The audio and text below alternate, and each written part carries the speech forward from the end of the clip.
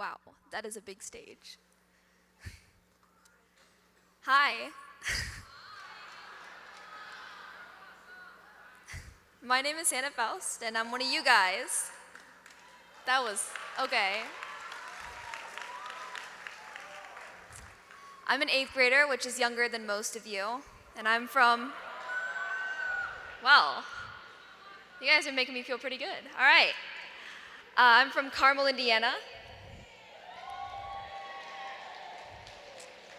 This should be fun. All right. I can't get over how amazing it is to be here. Like, I saw some of you guys doing some pretty crazy things in the hallway. Like, it's just pretty cool to see we all just come together and do some pretty amazing things. A little over a year ago, I learned of a place called Burkina Faso, Africa, from a video that was posted on Facebook. Now, Burkina Faso is rated as the third most miserable place on earth, where water is scarce and death and illness are a part of everyday life. In fact, 1 in 3 children will die before their 5th birthday. Most of these deaths are caused by waterborne illnesses from water that is diseased and dirty. And every day, girls our age spend so many hours. Some walk as far as 7 miles each way to get water that could kill them. I have a picture here of a typical unsafe and contaminated water well up there. If we can flip through the slide. Next one. There we go. This is the unsafe, dirty well. When I first learned about Burkina Faso, I instantly felt a responsibility to help the children there, kind of like I was their big sister. I actually went to bed that night and prayed to God to tell me that there wasn't really a place like that, because I was so overwhelmed by the poverty that I had seen just in a video. When I woke up the next day, I knew God was calling me to build a well. In a truly poor country like Burkina Faso, there are no simple solutions to the poverty that they face. But clean drinking water can drastically change their lives. Clean drinking water prevents illnesses and helps them grow food to feed their families. Guys, can you imagine drinking water that looks like mud or bathing in it? Water is something we take for granted here in the United States, but water is life in Burkina Faso. Over the last year or so, I've been doing yard work, babysitting, and sharing my story to raise funds for clean wells in Burkina.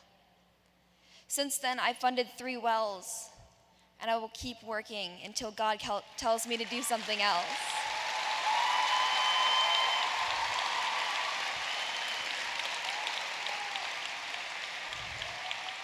I have a picture over here of one of the clean wells that I have funded in Tougan, Burkina Faso.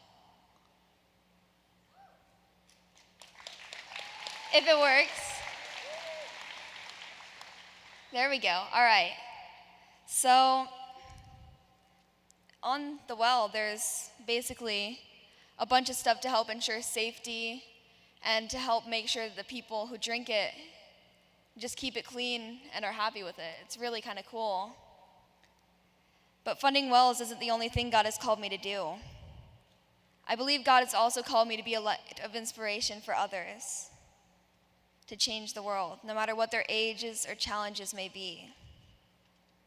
Since I started this project, I've inspired 13 additional wells in Burkina because people of all ages were inspired by my work.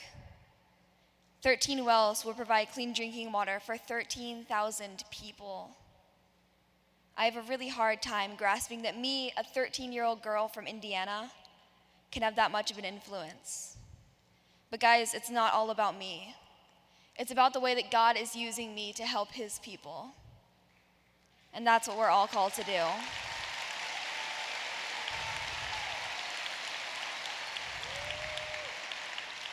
I think that sometimes the troubles in this world seem way too big for us to do anything about. That's why it's important to remember we have God on our side.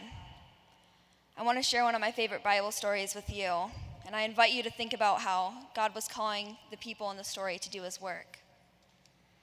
So have any of you guys heard the story of John 6, verse 1 through 15? Basically in the story, Jesus he comes and sits with his disciples, and all these people come around him.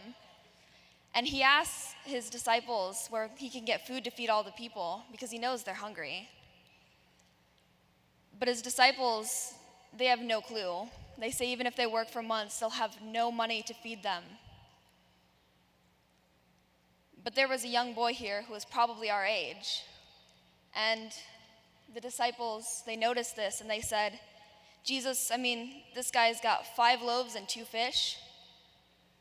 That's pretty much all, but how is this going to feed 5,000 people? But Jesus told everyone to sit down, and he did it. He fed the people. He gathered up the food and he gave it to them, and there were leftovers, guys. It was crazy. And the people left that day, and they knew Jesus was the Son of God. They knew who he was. You see, all my life, I believe there's only one miracle in this story. That Jesus fed over 5,000 people with a little boy's lunch. And that's truly a miracle, because how many of you guys would share your lunch? But I think there's another miracle here. Because when Jesus wanted to feed the people, his own disciples didn't think it could be done. They thought he was crazy.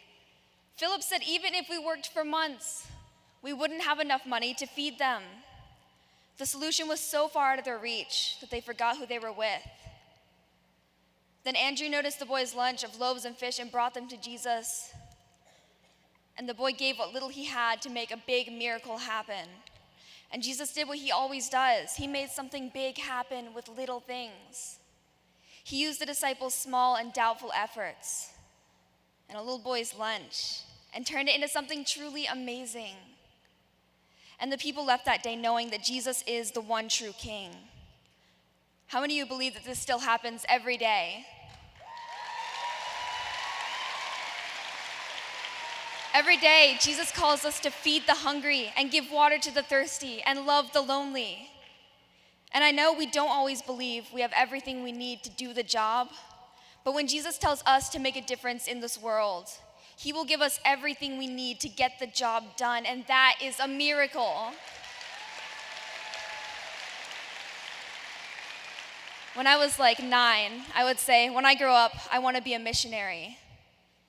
But I realized that God is calling me to do that right now. I don't have to wait until I'm an adult.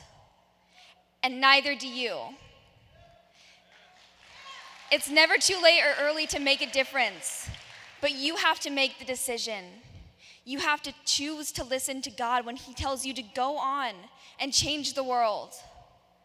No matter how hard it seems, because he will take your small, doubtful efforts and turn it into something amazing. I know, he did it to me. And that will inspire others to join in too, so that together with God's help, we can transform the world. One day at a time, one village at a time, one life at a time. But it has to start somewhere. We have to be willing to listen to God. We have to be willing to go on. Thank you.